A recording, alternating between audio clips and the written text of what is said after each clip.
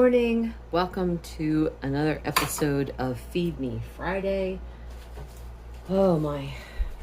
I slept in today because actually I feel like I sleep in almost every Wednesday. It's just Tuesday just takes a lot out of me for table tennis. But my daughter also has been getting up to go into work on Tuesdays, and she gets in there in the bathroom before I do. So it's a good excuse to sleep in. Let's see. What do I want to tell you guys about?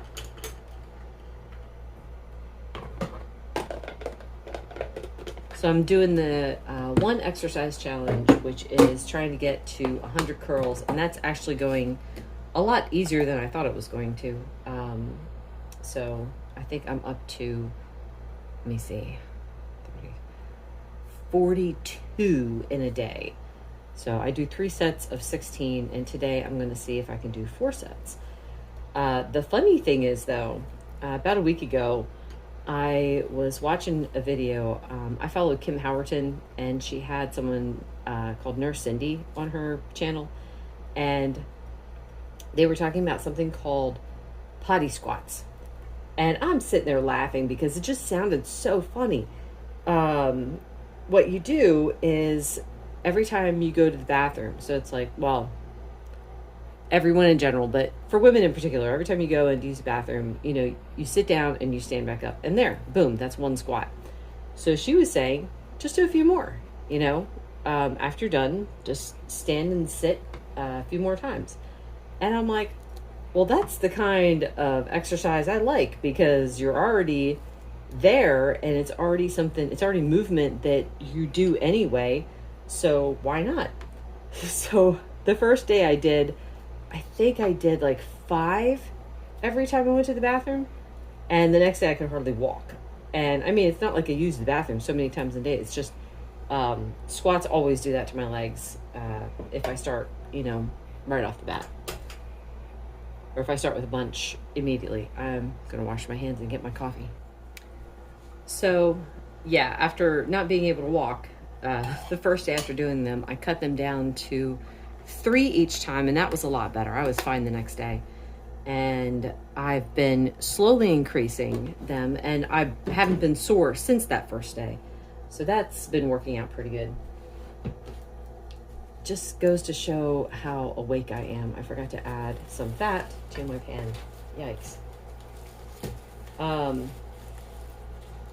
So I decided I'd make another exercise challenge then for this month. So it's like not just getting to 100 curls. I'll see if I can get to 100 squats, which should be easy because I'm up to 42 of those also. So, moving right along.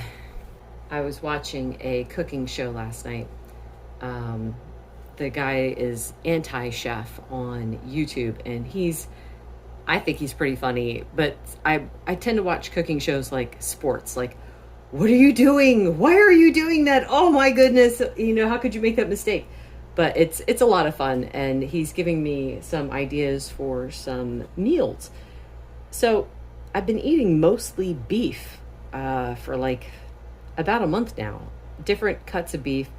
Every once in a while I might have, some chicken or something like that.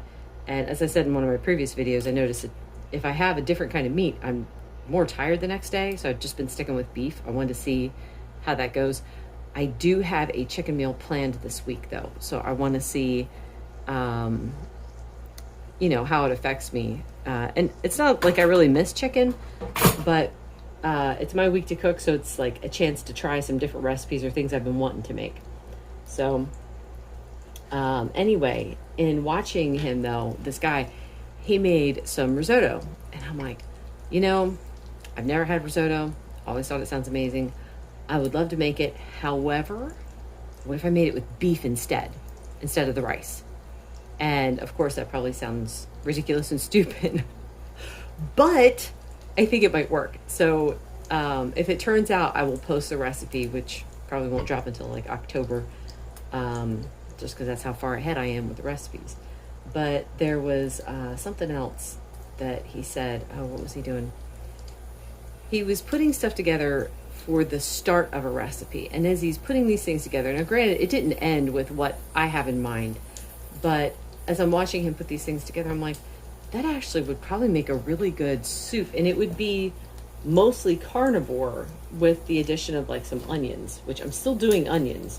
So, editing Nelly here, just wanted to say that no, I'm not doing onions anymore. After the meal that I had, you'll see at the end of the video, there were onions in that, and oh my goodness, it wreaked absolute havoc on my system. So yeah, no more onions. That's it. Onions and garlic right now. I'm hoping they don't start to give me any kind of problems. But yeah, still going strong with the no nightshades too. And I can still feel like my elbows, they're not just getting softer,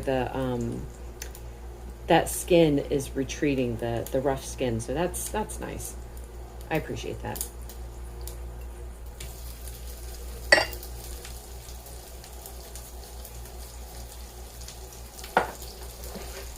I was out yesterday and, was it yesterday? Yeah, oh my goodness, it just seems so long ago. Yesterday morning, my husband and I ran to Walmart and they had a chuck roast on sale for like $15. And I'm like, can't pass that up. That sounds good. So I got that, plus their ribeye is cheaper than it is at my local grocery store. It's like $3 cheaper. So I got some of that too. Which is funny because the day before I'm sitting there cooking up, oh my goodness, how much meat did I make? I made 3 different cuts of beef on the grill, and then I also made, if Ricky's here, he's gonna laugh. I made meat logs. So yeah. Anyway, I think that's it for now. I'll show you guys the finished product in a minute. And that's breakfast. Got ribeye this morning, and this is Irish mocha coffee with all the normal stuff, except I think I did almost 2 tablespoons of butter because that's how I'm feeling this morning.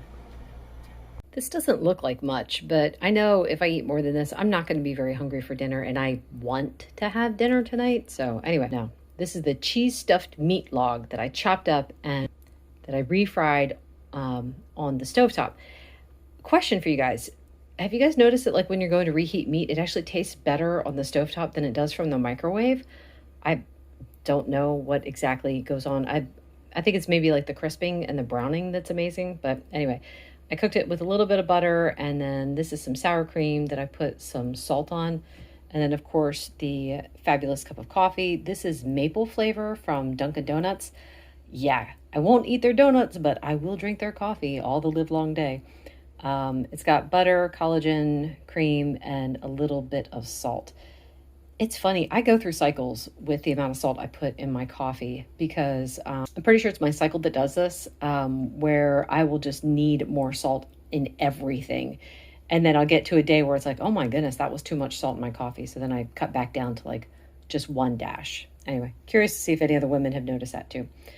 And I think that's it for now. I forgot to film because I was so busy eating it. This was dinner. It's a steak and shrimp soup that I made, and I was filming the recipe, which I always forget if I'm already filming a full day of eating to film that that's what I had for my meal. So anyway, yeah, that was really good. Recipe to come probably in a month or so. Ooh, it's nice and frothy. Last cup of coffee for today. This is Christopher Bean Decaf, the tiramisu coffee. I like it, but it's not as good as the other ones that I've tried so far. But whatever, I will drink it. I think it still tastes good. This is probably going to be it for the day. I doubt that I'm going to have anything else. Anyway, thank you so much for listening.